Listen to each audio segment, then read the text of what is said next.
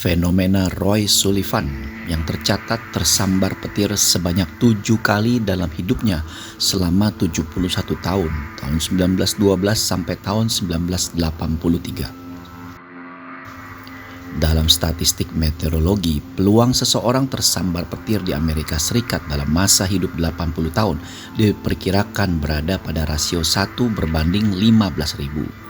Namun hukum probabilitas tampaknya tidak berlaku bagi Roy Cleveland Sullivan. Selama kurun waktu 1942 hingga 1977, Sullivan tercatat menjadi sasaran langsung dari 7 sambaran petir yang terverifikasi. Jika kita merujuk pada perhitungan matematis murni, kemungkinan bagi satu individu untuk mengalami 7 kali sambaran petir secara independen adalah angka yang mendekati 0. Sebuah ketidakmungkinan statistik yang memaksa kita untuk mempertanyakan apakah ini sekedar kesialan ekstrim atau sebuah anomali mekanika alam yang belum terjelaskan. Satu sambaran petir saja mengandung energi yang luar biasa, yaitu sekitar 1 hingga 10 miliar joule. Sebagai gambarannya, energi listrik itu satu sambaran dapat menghasilkan listrik sekitar 10 gigawatt dalam waktu yang sangat singkat, sekitar 1 milidetik. Arus tegangannya itu bisa mencapai 30.000 ampere dengan tegangan jutaan volt. Dan panas ekstrim, petir dapat memanaskan udara di sekitarnya hingga 27.700 derajat Celcius, hampir 5 kali lebih panas dari permukaan matahari. Roy Cleveland Sullivan yang lahir tahun 1912 adalah seorang penjaga taman Amerika di Taman Nasional Shenandoah, Virginia. Antara tahun 1942 dan 1977, Sullivan diklaim telah selamat dari 7 kali sambaran petir. Karena alasan ini, ia mendapatkan julukan penghantar petir manusia dan penangkal petir manusia. Sullivan diakui oleh Guinness World Records sebagai orang yang paling banyak tersambar petir dalam catatan sejarah. Roy lahir di Greene County, Virginia tahun 1912. Ia mulai bekerja sebagai penjaga taman di Taman Nasional Shenandoah tahun 1936. Sullivan digambarkan sebagai pria yang berbadan kekar dengan wajah lebar dan kasar yang menyerupai aktor Gene Hackman. Ia dikatakan dijauhi oleh orang-orang di masa tuanya karena ketakutan akan tersambar petir, dan hal itu membuat dia sedih. Dia pernah mengenang, sebagai contoh, saya sedang berjalan dengan kepala penjaga taman suatu hari ketika petir menyambar dari jauh. Kepala penjaga itu berkata, "Sampai jumpa lagi." Pada pagi hari tanggal 28 September 1983, Sullivan meninggal pada usia 71 tahun akibat luka tembak yang dilakukannya sendiri di kepala.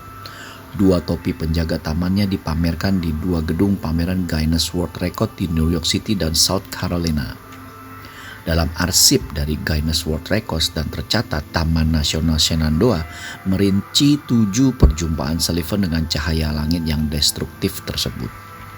Sambaran petir pertama yang tercatat pada Sullivan terjadi pada April 1942. Ia dikatakan sedang bersembunyi dari badai petir di sebuah menara pengawas kebakaran.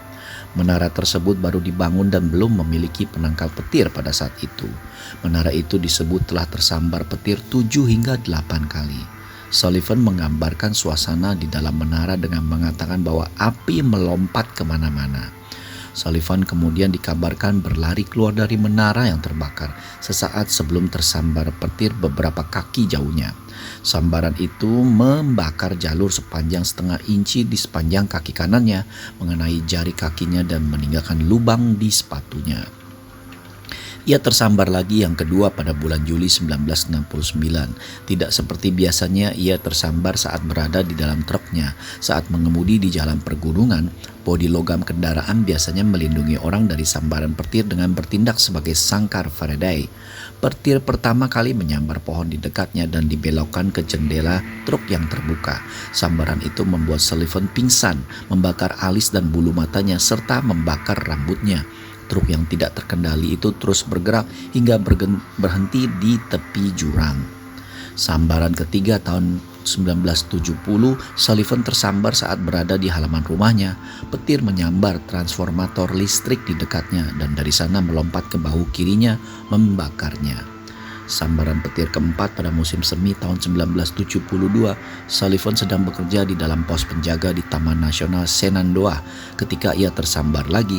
Sambaran itu membakar rambutnya. Ia mencoba memadamkan api dengan jaketnya. Ia kemudian bergegas ke kamar kecil tapi tidak muat di bawah keran air sehingga ia menggunakan handuk basah sebagai gantinya. Meskipun ia bukan pria yang penakut, setelah sambaran keempat ia mulai percaya bahwa ada kekuatan yang mencoba menghancurkannya dan ia mulai memiliki ketakutan akan kematian. Selama berbulan-bulan setiap kali ia terjebak badai saat mengemudikan truk, ia akan menepi dan berbaring di kursi depan sampai badai berlalu. Ia juga mulai percaya bahwa ia entah bagaimana menarik petir bahkan jika ia berdiri di tengah kerumunan orang dan ia membawa sekaleng air untuk berjaga-jaga jika rambutnya terbakar.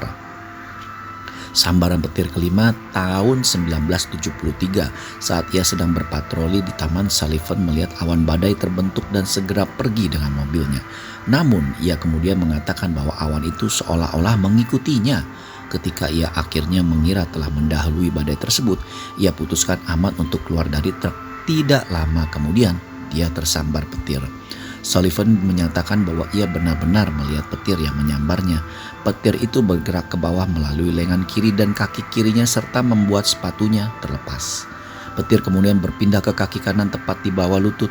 Meski masih sadar, Sullivan merangkak ke truknya dan menuangkan sekaleng air yang selalu ia simpan di sana di atas kepalanya yang terbakar.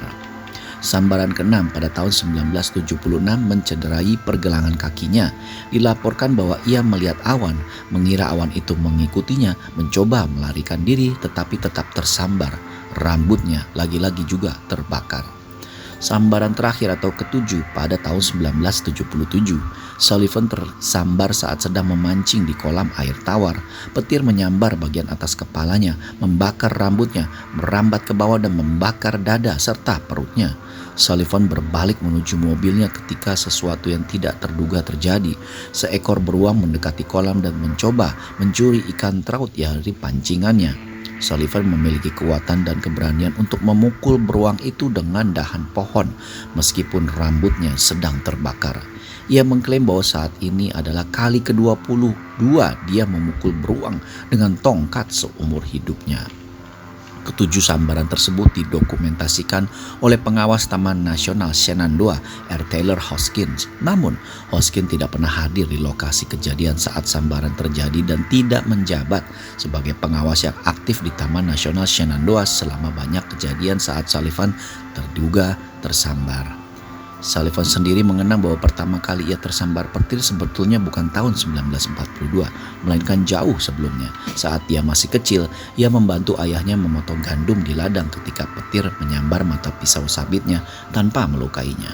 Namun karena ia tidak bisa membuktikan fakta tersebut di kemudian hari, ia tidak pernah mengklaimnya. Istri Sullivan juga pernah tersambar petir saat badai tiba-tiba datang ketika sedang menjemur pakaian di halaman belakang rumah mereka. Suaminya sedang membantunya saat itu, tetapi selamat tanpa cedera. Kejadian itu mengubah hubungan pernikahan mereka setelahnya. Ia akan menempatkan istri dan ketiga anaknya di ruang tamu, sementara ia sendiri akan duduk menjauh di dapur, merasa takut akan keselamatan keluarganya. 7 kali kontak dengan tegangan yang dapat mencapai 300 juta volt, namun subjek tetap hidup.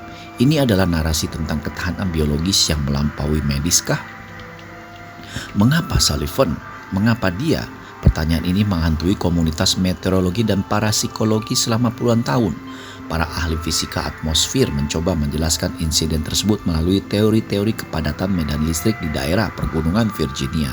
Namun teori tersebut gagal menjelaskan mengapa ribuan penjaga taman di lokasi yang sama hanya Sullivan yang menjadi target pilihan alam.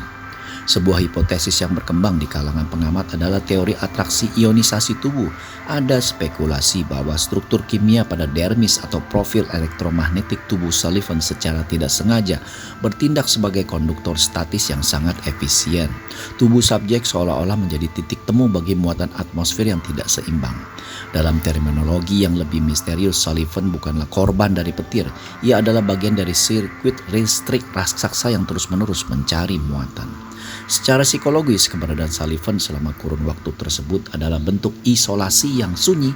Rekan kerjanya di Taman Nasional Shenandoah mulai mengembangkan ketakutan irasional terhadap kehadirannya. Ia menjadi parno di lingkungannya sendiri. Ketakutan akan sambaran ke-8 membuatnya membawa air dalam kaleng di setiap perjalanannya. Ia menjadi seseorang yang selalu menatap langit, bukan dengan kekaguman, melainkan dengan kewaspadaan. Roy Cleveland Sullivan meninggal pada tahun 1983 bukan karena petir, melainkan akibat luka tembak yang diakibatkan oleh dirinya sendiri. Meskipun penyebab resminya adalah depresi, banyak analis spekulatif berpendapat bahwa ketegangan psikologis akibat hidup sebagai manusia petir selama puluhan tahun telah mengikis kemauannya untuk bertahan hidup. Yang tersisa setelah kematiannya adalah serangkaian artefak, topi yang hangus, jam tangan yang hancur, dan laporan medis yang tampak seperti fiksi ilmiah. Kasus Roy Sullivan tetap berada di koridor antara fakta ilmiah dan misteri metafisika. Dalam sains, kita terbiasa menuntut kausalitas, sebab dan akibat yang logis. Namun, kehidupan Sullivan adalah anomali yang menolak untuk dimasukkan ke dalam kotak-kotak logika itu. Hingga hari ini namanya tetap terukir dalam sejarah sebagai satu-satunya manusia yang mampu menantang kemurkaan langit berkali-kali. Bagi para peneliti, dia bukan sekedar subjek data. Ia adalah bukti nyata bahwa ada bagian dari semesta ini yang mungkin tidak akan pernah kita pahami, setidaknya tidak melalui lensa ilmu pengetahuan konvensional.